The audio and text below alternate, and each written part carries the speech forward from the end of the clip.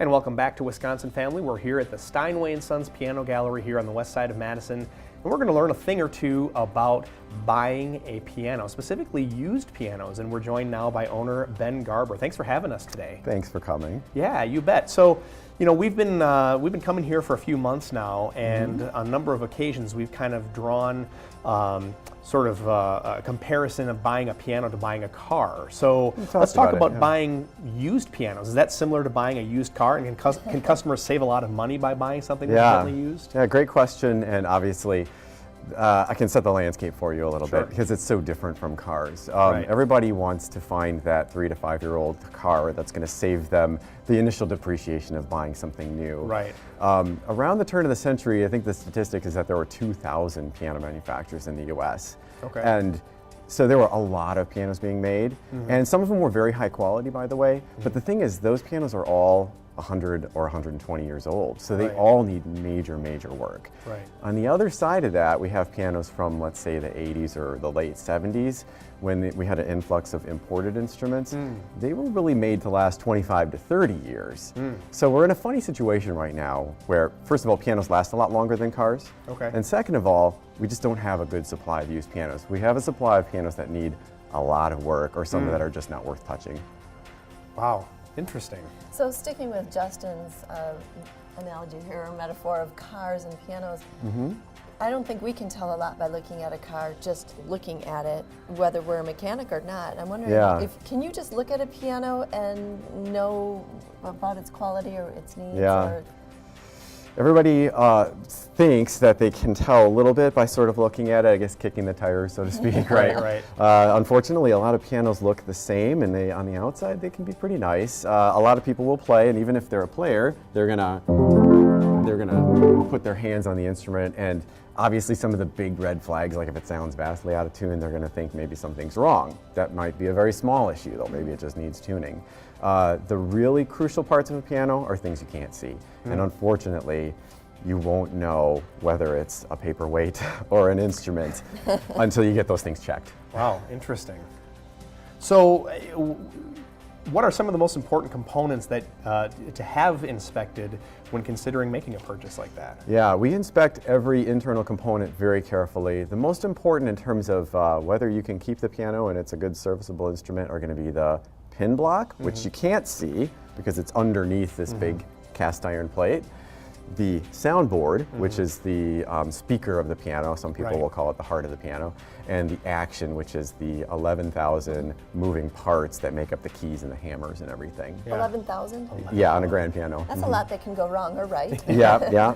Wow. Yeah. Mostly they age, and when they age, Wow. they go wrong more than right? I suppose, yeah.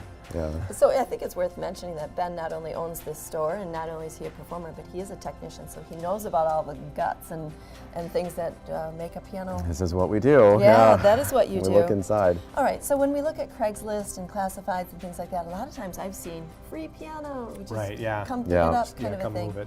Is there ever a case where it's just not even worth bringing it? Oh, there is, yeah. He didn't even breathe. No, and I know it's hard to get this message across because everybody says, hey, that's beautiful and free, right? Yeah. We take very accurate, what we call pin torque readings, which will allow us to assess the integrity of the wood underneath this plate. Okay. And with that information, we can tell whether or not this piano will hold a tune at all, or how long it will hold a tune. Is it going to be good for 5 years, or 15, or 50? And these numbers are really important. If you don't know this, you could have a piano that can't be tuned, and if that's the case, I mean, what's the point? And you wouldn't know except for this sort of tool. Yeah, and the readings and the way we assemble them once we've taken them. So how much does this tool cost? Oh, this is a really expensive tool. It's probably in the $500 to $600 range just for the tool. Okay, probably not at Menards either. Not at Menards. Everything's kind of specialized in the piano world. Sure. Soundboards are another thing. Everybody's heard about cracks in soundboards, which is certainly a concern, buzzing soundboards, or soundboards that have lost resonance. If that happens, the cost to fix this piano is going to be in the $20,000 to $30,000 range. It could far exceed any value even after it was redone. Wow.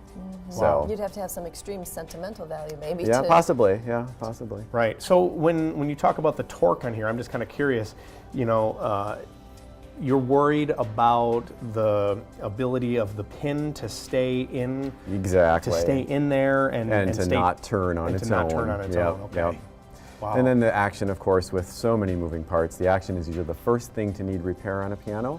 Luckily, we can usually buy new action parts. It's labor intensive to put them on, but we take careful key weight measurements to find out the condition of the action. If the action's too heavy, then the keys won't move when you play them, and we have problems with what we call friction. So like if a hammer just won't swing, that should move like 10 to 12 times back and forth, then you have a problem, right? So it would have to be replaced or fixed. Wow. Wow. That's what these little weights are for, is to place on the keys? Yeah, we put them on the keys and we can get an accurate reading, and there's a spec what pianos should be, so we can figure out how heavy the keys should be when you press them and if it's working right. So, I mean, this is all fascinating. What's the bottom line? How can you actually assess the value of a piano? Yeah, bottom line. So we have to compare it to other things that are like it, obviously. So if you're looking at a little console upright piano, you could buy a new one today that costs $5,000. Then we have to start deducting what the cost of repairs would be, right? So if I got a 50-year-old console piano that needs a brand new action and that's going to cost $4,000, you know, then maybe it's worth $1,000. Right? I mean, this is the kind of numbers that we play with to figure out what things are worth. So it's basically, you know, what you could buy it for if it was in good condition minus whatever it would cost. Exactly. Yeah, that's a simple way of looking at it. Yeah. And so what does this store provide in terms of those services? Do you go to people's homes? How does that work? We go to people's homes, we do appraisals, and our appraisal is a complete write-up of all of the components of a piano. And we also do obviously restorations and service in any way that's needed. So if you have a piano that you're saying, well, it's pretty good, but it just needs a few repairs, or even if it needs a new soundboard, you know, we can do all of that. We do moving for people too, and obviously just routine maintenance like tuning. And you've mentioned before that moving the piano is actually quite expensive. It is. Pianos are heavy, and I think there was when there's a lot of pianos being moved, there was a little bit more efficiency. So it costs a little more today to have a specialized crew that knows how to move pianos, because there's just not as many people doing that. So keep that in mind if you're considering that free piano. Exactly. That and good deal. The sad thing is that all of the moving companies will charge us quite a bit just to dispose of a piano too. So if somebody says, I have a piano that's no good, I need it out, it's going to cost them $300-400 just to get it out of their house and disposed of. That's why they're free on Craigslist. Yeah. Wow. What a problem to have too. Yeah.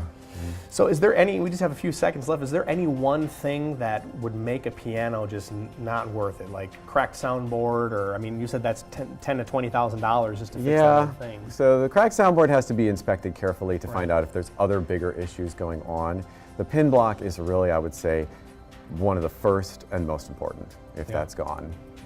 This is the expert right here, Ben Garber at the Steinway & Sons Piano Gallery on the west side of Madison. Thank you so much for having us today. Thank you. Thank you to all of our guests, and this is Wisconsin Family, and we'll see you next time. The beat, clap your hands,